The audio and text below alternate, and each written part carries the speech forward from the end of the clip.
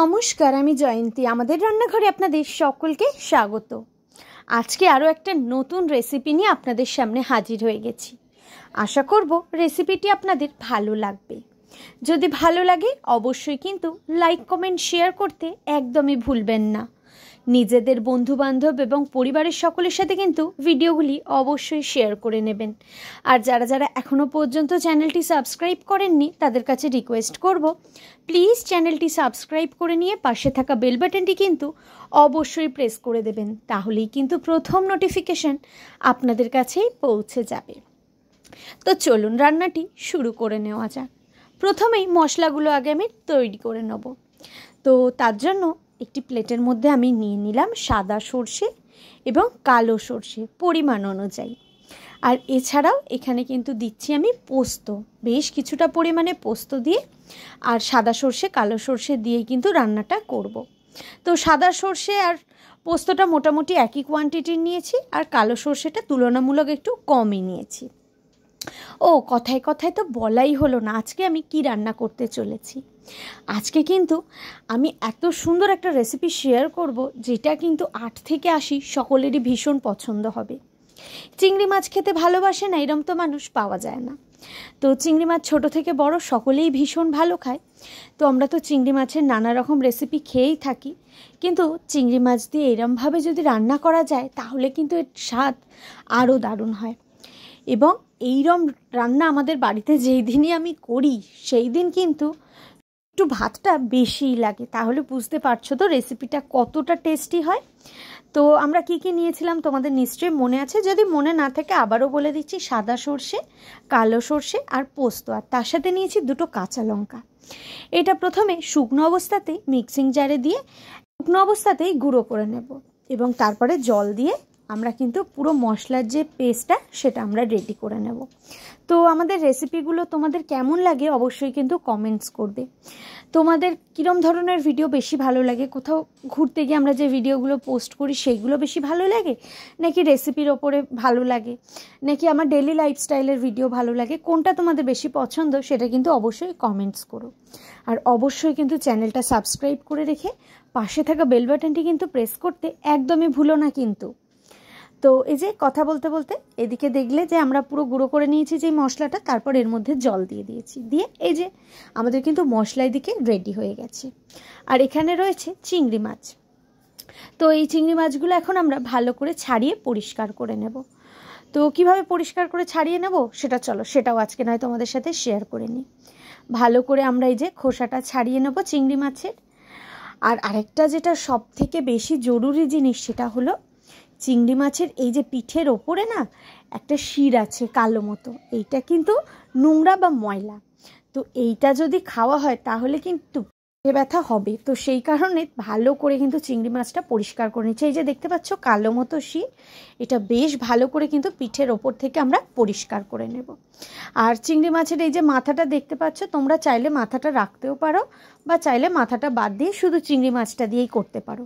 আজকে আমি চিংড়ি মাছের মাথাটা দিচ্ছি না, চিংড়ি মাছের মাথাটা আলাদা করে দিলাম, এবং শুধুমাত্র চিংড়ি মাছের গাটা, অর্থাৎ চিংড়ি মাছের শুধু মাছের অংশটুকু নিয়েই কিন্তু আজকের আমি এই রেসিপিটা তৈরি করব। তো এইদিকে আমার তো সমস্ত চিংড়ি মাছগুলো ছাড়িয়ে পরিষ্কার করে নিয়ে ভালো করে ধুয়ে নেওয়া হয়ে গেছে। এবার চলো দেখি কিভাবে আজকে রান্নাটি করছি। তো প্রথমেই একটা টিফিন বক্স নিয়ে নিয়েছি। টিফিন বক্সের মধ্যে কিন্তু আমরা নিয়ে নিয়েছি চিংড়ি মাছগুলো, এবং যেহেতু আমরা এটা চিংড়ি মাছের ভাপা করব, তো সেই কারণে অন্য কোনো বাসনে আমরা এটা মাখছি না। এটা আমার সুবিধার্থেই আমি টিফিন বক্সের মধ্যেই একেবারে মেখে নিচ্ছি। তোমরা চাইলে অন্য কোনো পাত্রে মেখে নিও, তারপরে কিন্তু টিফিন বক্সে দিতে পারো। তো আমার মনে হলো এটাই আমার বেশি সুবিধা, সেই কারণে এইভাবেই বানাচ্ছি। তো প্রথমে চিংড়ি মাছ নিয়ে নিলাম, এরপরে দিলাম হলুদ, এবং তার মধ্যে কিন্তু দিলাম নুন। এরপর আমি তো ওদিকে 2টো কাঁচা লঙ্কা আমি অলরেডি কিন্তু মশলার সাথে বেটে নিয়েছি, এবং এখানে কিন্তু 2টো গোটা কাঁচা লঙ্কাও দিয়ে দিলাম। যার যেরম ঝালের প্রয়োজন সেরম নিয়ে খাওয়া যাবে সেই জন্য। তো এরপর একে একে সমস্ত কিছু দিতে থাকবো। খুব বেশি জিনিসের কিন্তু একদমই প্রয়োজন হয় না। তো একদমই কম উপকরণে কিন্তু চটজলদি একটা রেসিপি, অল্প সময় তৈরি হবে, কিন্তু এটার স্বাদ কিন্তু হবে দুর্দান্ত। সময়ও অল্প লাগবে এবং জিনিসের পরিমাণও কিন্তু অল্প লাগবে। মানে জিনিসের পরিমাণ বলতে গেলে কি বোঝাচ্ছি, এই যে চিংড়ি মাছটাই খালি প্রয়োজন, আর একটু সর্ষে আর পোস্ত, এইটুকু জিনিসের প্রয়োজন, বেশি মশলারও কিন্তু এখানে প্রয়োজন নেই। তো এই যে মশলাটা দিয়ে দিলাম, তারপরে একটু তো জল দিতে হবে, সেই কারণের জন্য কিন্তু মিক্সিটা ধুয়েই আমি কিন্তু জলটা দিয়ে দিলাম। তো এইগুলো বেশ ভালো করে কিন্তু আমরা মেখে নেব। তো কেমন লাগছে রেসিপিটা দেখে, কারা কারা আমার মতো চিংড়ি মাছ খেতে ভালোবাসো তোমরা কিন্তু অবশ্যই কমেন্টস করে জানিও। আমি কিন্তু চিংড়ি মাছ খেতে ভীষণ পছন্দ করি, কিন্তু আর এই রেসিপিটা যদি হয়, শুধু আমি কেন, আমার বাড়ির প্রত্যেকে এই রেসিপিটা ভীষণ পছন্দ করে।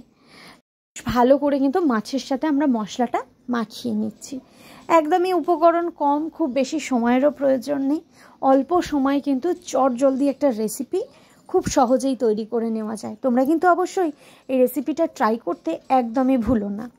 তো এই যে সমস্ত কিছু দিয়ে বেশ ভালো করে আমরা মেখে নিয়েছি। আর ওই যে আমার একটা অভ্যাস, সব রান্নাতেই মনে হয় যেন একটু চিনি না দিলে কি যেন কম আছে।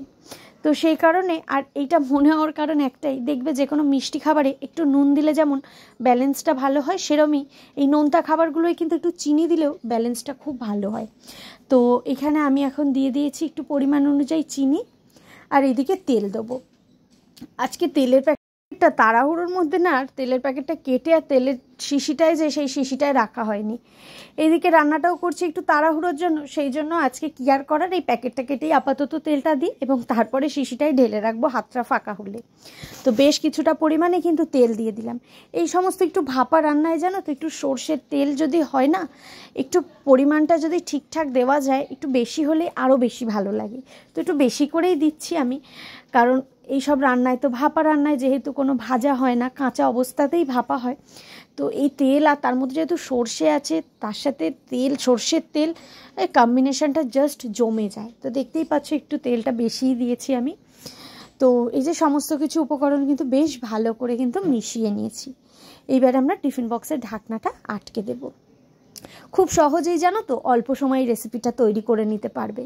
বাড়িতে যদি চিংড়ি মাছ থাকে, সব সময় তো অন্যরকমভাবে খাও, একদিন এরমভাবে বানিয়ে দেখো, আমি কথা দিচ্ছি ভীষণ ভালো লাগবে তোমাদের। তো এইদিকে কিন্তু কড়াইটের মধ্যে পরিমাণ মতো জল দিয়ে আর একটা স্ট্যান্ড দিয়ে দিয়েছি, এবং তারপরে এই যে উপরে টিফিন বক্সটা বসিয়ে দিলাম। আর টিফিন বক্সটা যেহেতু যখন জলে ফুটবে এদিক ওদিক নড়বে, সেই কারণে কিন্তু ওকে যাতে একটু কিছু ভারী জিনিস দেওয়া যায়, ওই জন্য একটা নোড়া দিয়ে দিয়েছিলাম। তোমরা তোমাদের সুবিধা মতো কিছু দিতে পারো। তো তারপরে এই যে নামানোর আগে আবারও একটু কিন্তু কাঁচা সর্ষের তেল দিয়ে দেবো। এই সমস্ত ভাপা রান্নায় না একটু তেলটা বেশি হলে কিন্তু খুব ভালো খেতে লাগে। এই সর্ষের ঝাঁঝ আর সর্ষের তেল একসাথে মিলে যে ঝাঁঝটা হয় না, যখন প্রথম টিফিন বক্সটা খুলেছিলাম এত সুন্দর ঝাঁঝটা বেরোচ্ছিল না, দারুণ লাগছিল। তো এই যে কথা বলতে বলতেই চটজলদি রান্নাটা হয়ে গেল। তো কেমন লাগলো রেসিপিটা তোমরা কিন্তু অবশ্যই আমাকে কমেন্টস করে জানিও। আজকের ভিডিওটা এইটুকুই, দেখা হবে তোমাদের সাথে আবারও নতুন কোনো ভিডিও খুব তাড়াতাড়ি। ততক্ষণের জন্য সবাই ভালো থেকো, সুস্থ থেকো। সকলকে অসংখ্য ধন্যবাদ সম্পূর্ণ ভিডিওটি দেখবার জন্য।